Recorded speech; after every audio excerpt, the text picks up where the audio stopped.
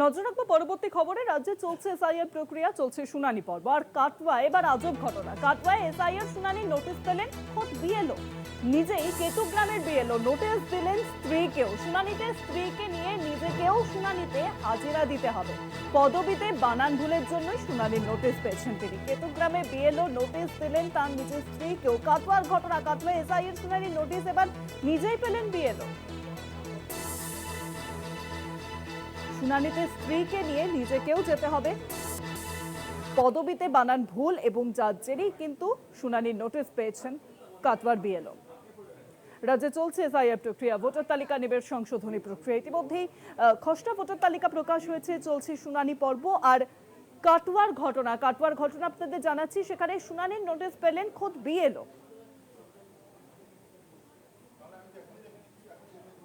আরো জানবো এই বিষয়ে ফোন লাইনের সঙ্গে রয়েছেন প্রতিনিধি চন্দন সেনগুপ্ত। চন্দন, কাটওয়ার এসআইআর শুনানির নোটিশ নিজেই পেলেন বিএলও।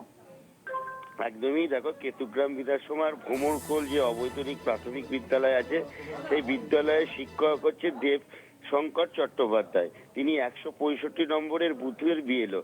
দেখা যাচ্ছে যে তিনি বিএলওর নোটিশ নিজে নিচ্ছেন এবং তার স্ত্রীকে দিচ্ছেন। কারণ কি, তার নোটিশে, যে শুনানি নোটিশে লেখা হয়েছে, তার নামের বানান ভুল আছে।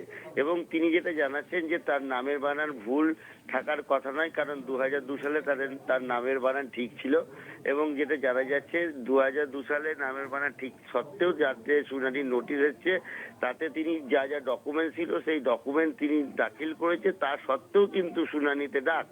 অপরদিকে তার স্ত্রী অনিন্দিতা চট্টোপাধ্যায়, তিনি যেটা জানাচ্ছেন, তিনি তো হতভম্ব। তিনি বলছেন যে এরকম একটা বিষয় হবে ভাবতেই পাইনি, যেখানে আমার স্বামী বিএলও, সেই বিএলও স্বামী নিজে নোটিশ ধরলো এবং আমাকে নোটিশ ধরালো।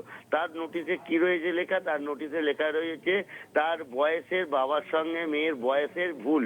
এই কারণেই কিন্তু এই অনিন্দিতা চট্টোপাধ্যায় এবং দেবশঙ্কর চ্যাটার্জি বিএলও 165 পাটের ভোমকল এলাকার, তারা দুজনেই নোটিশ পেল।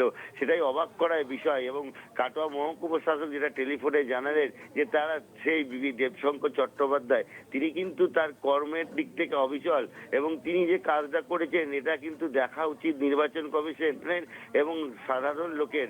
তিনি যে নিজের নোটিশ নিজেই ধরাচ্ছেন, তিনি এমনটা নাও করতে পারতেন, কিন্তু কাজের প্রমাণ দিয়ে তিনি দেখিয়ে দিলেন যে বাঙালিরা পারেন সত্যি এরকম কাজ করতে।